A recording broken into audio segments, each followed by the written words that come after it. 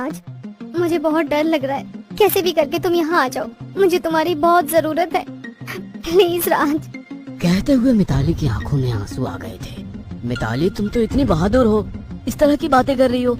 ये सब तुम्हारा वहम होगा। Just relax. अभी तो रात बहुत हो चुकी है, मेरा आना नामुमकिन है। कल सुबह आने की कोशिश करता हूँ। यदि तुम नहीं आए तो मेरा क्या होगा? यदि मुझे कुछ हो गया तो? कहते हुए मिताली जोरों से चीखने लगी। वाओ राज, मुझे तो यकीन ही नहीं हो रहा कि मुंबई जैसी जगह में हमारा खुद का ही फेसिंग फ्लैट है। सच बताओ, कितने में लिया? तुमने लोन ज्यादा लिया होगा ना? तुम जानते हो ना, हम लोग ज्यादा बड़ी किस्त अफोर्ड नहीं कर सकते। कहते हुए मिताली ने राज के गले में अपनी बाहें डाल दी। मिताली, तुम्हें मुझ पर इतना भी भरोसा नहीं है? ये फ्लैट हमारे बजट में ही है।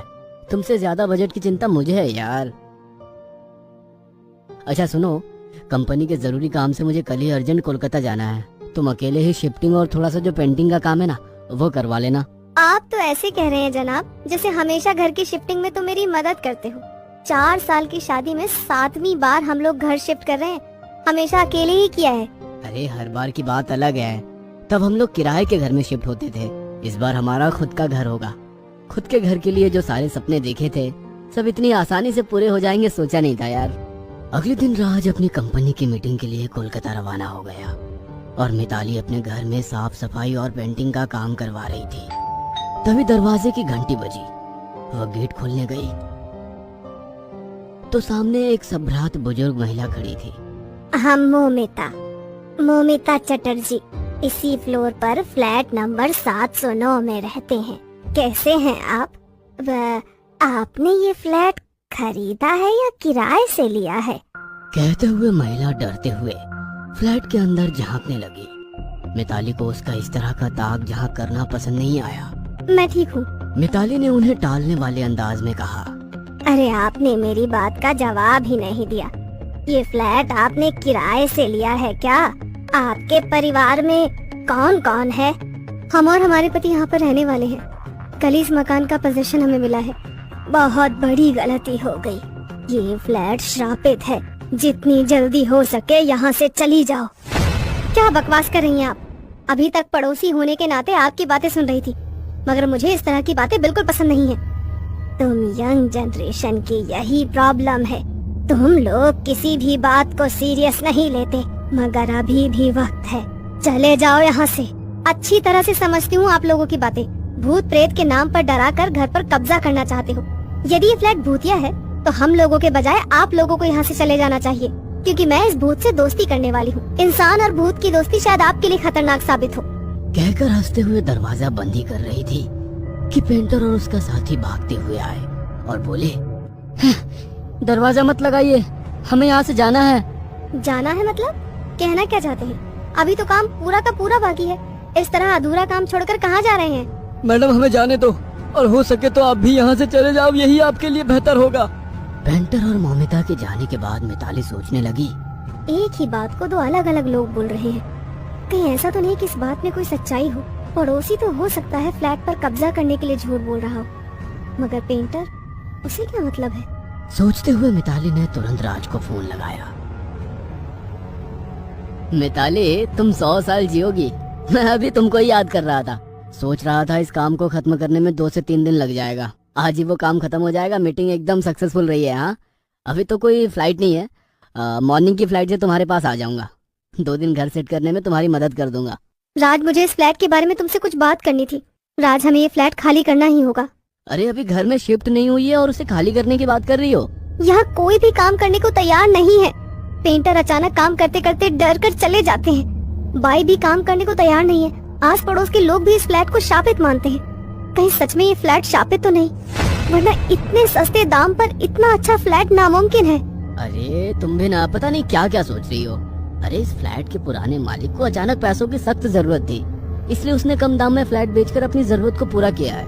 मगर तुम बताओ, तुमने पेंटिंग का काम शुरू कर दिया था, मगर मुझे कलर तक नहीं बताया कौन सा कलर लगा रही हो। जरा फोटो तो शेयर करो। मिताली का ध्यान फ्लैट के शापित होने के बाद से हटाने के लिए राज ने बात को घुमा दिया। मिताली ने अपने फोन के जरिए व्हाट्सएप पर राज को दीवार की फोटो शेयर की, मगर दीवार के साथ साथ दीवार पर लगी एक घड़ी की तस्वीर भी चली गई, जो काफी पुराने समय की थी और लगभग आधे घंटे बाद का समय दिखा रही थी। मिताली, ये वॉल क्लॉक बहुत सुंदर लग रही है, कहाँ से ली? Wall clock? कौन सी वॉल क्लॉक की बात कर रहे हो? तुमने जिसकी अभी तस्वीर शेयर की। मिताली ने अपना व्हाट्सएप चेक किया तो दीवार पर एक वॉल क्लॉक नजर आई। उसने मोबाइल से नजर हटाकर दीवार पर देखा तो वहाँ कोई घड़ी नहीं थी। ये कैसे हो सकता है? और ये घड़ी तो आगे का समय बता रही है, कहीं कुछ गड़बड़ तो नहीं? तभी उसके मोबाइल पर एक मैसेज में फोटो आया। मैसेज अननोन नंबर से था। फोटो में कमरे के कोने की खिड़की के बाहर कोई खड़ा था। मिताली ने जैसे ही उस ओर देखा, वहाँ कोई नहीं था। अचानक उसके मोबाइल पर एक और फोटो आया, जिसमें वो बालकनी में खड़ी थी। बाहर से समुद्र की ठंडी ठंडी हवा उसके बालों को उड़ा रही थी। अपनी इतनी खूबसूरती देख उसे बहुत खुशी हो रही थी, मगर उसे समझ नहीं आ रहा था कि ये फोटो उसके मोबाइल पर कहां से आ रही थी। अचानक उसके मोबाइल पर एक और फोटो आई, जिसमें उसके पीछे कोई खड़ा था। उसने पलट कर देखा तो कोई नहीं था। वह पागलों की तरह घर में इधर से उधर भाग रही थी कि अचानक उसके मोबाइल पर एक और फोटो आई कि किसी ने उसे बालकनी से धक्का दे दिया है। वह जमीन पर पड़ी है। ये फोटो देख तो उसकी चीख निकल गई। उसने तुरंत राज को कॉल किया। राज, मुझे बहुत डर लग रहा है, कैसे भी करके तुम यहाँ आ जाओ, मुझे तुम्हारी बहुत जरूरत है, प्लीज राज। कहते हुए मिताली की आंखों में आंसू आ गए थे। मिताली, तुम तो इतनी बहादुर हो, इस तरह की बातें कर रही हो। ये सब तुम्हारा वहम होगा, जस्ट रिलैक्स। अभी तो रात बहुत हो चुकी है, मेरा आना नामुमकिन है।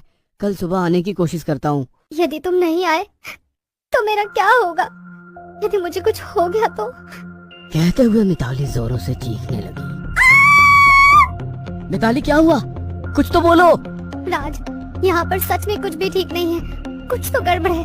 मेरे मोबाइल पर एक के बाद एक फोटो आ रहे हैं। अभी तक तो मैं ये मजाक समझ रही थी, मगर अभी मैंने खिड़की के पास किसी को खड़ा देखा। कहीं ये सारी फोटो सच हो गई तो? मिताली, व्हाट रबिश, कुछ भी बकवास मत करो यार, ये कोइंसिडेंस होगा। आंखों देखी सच्चाई को कोइंसिडेंस का नाम देकर सच्चाई से मत भागो। दीवार पर घड़ी नहीं थी, मगर घड़ी फोटो में नजर आ रही थी। आधे घंटे पहले एक फोटो आया जिसमें कोई शख्स खिड़की के पास खड़ा था। मैंने उसे अब महसूस किया है। इसका मतलब इस घर में मेरे अलावा भी कोई है। राज, मुझे आकर बचा लो। कहीं कहीं ऐसा ना हो कि आखिरी फोटो भी सच साबित हो जाए। मिताली, तुम घबराओ मत, जितनी जल्दी हो सके वहाँ से निकल जाओ। इतनी रात को कहाँ जाऊंगी? अरे अड़ोस पड़ोस कहीं भी चले जाओ, मगर ये घर छोड़ दो। मिताली राज की बात मानकर घर से निकलने की कोशिश करती है, मगर घर का लॉक नहीं खुल रहा था। वह बार बार कोशिश कर रही थी, मगर नाकाम हो रही थी। अचानक उसके सामने एक साया नजर आया। वो साये से डरकर पीछे की ओर हटने लगी। कौन हो तुम?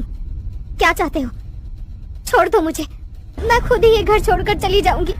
मगर वो काला साया धीरे धीरे उसकी ओर बढ़ने लगा। मिताली डरकर बालकनी में आकर खड़ी हो गई। बालकनी में आकर उसे ऐसा लगा मानो उसकी सारी परेशानियां खत्म हो गई। समुद्र से आ रही ठंडी ठंडी हवा उसके चेहरे को सुकून दे रही थी। वह एक पल को सब कुछ भूलकर समुद्र की ओर देखने लगी। अचानक वो साया उसके करीब आकर खड़ा हो गया। मिताली को अपना अंत नजदीक नजर आ रहा था, क्योंकि उसकी मौत की भविष्यवाणी बालकनी से गिरकर ही हुई थी। मिताली ने वापस घर के अंदर जाने की कोशिश की तो वो साया जोरों से हंसने लगा। किसी के घर में बिना इजाजत के नहीं घुसते हैं। यह घर मेरा है, बिना मेरी इजाजत के क्यों आई हो? आपका घर? मगर हमने तो ये घर खरीदा है। विदेश से आने वाले अपने बच्चे के इंतजार में मेरी लाश महीनों यहीं पड़ी कंकाल बन गई। आज भी मुझे उसके लौट कर आने का इंतजार है। वह भले ही यह फ्लैट तुम्हें देकर मुझसे मुक्ति पाना चाह रहा था, मगर जब तक अपने बेटे को अपने पास ना पालूं, मुझे मुक्ति नहीं मिलेगी। तुम्हें जाना ही होगा। इस घर में मेरे सिवा कोई नहीं रह सकता। कहकर उस साये ने मिताली को बालकनी से धक्का दे दिया।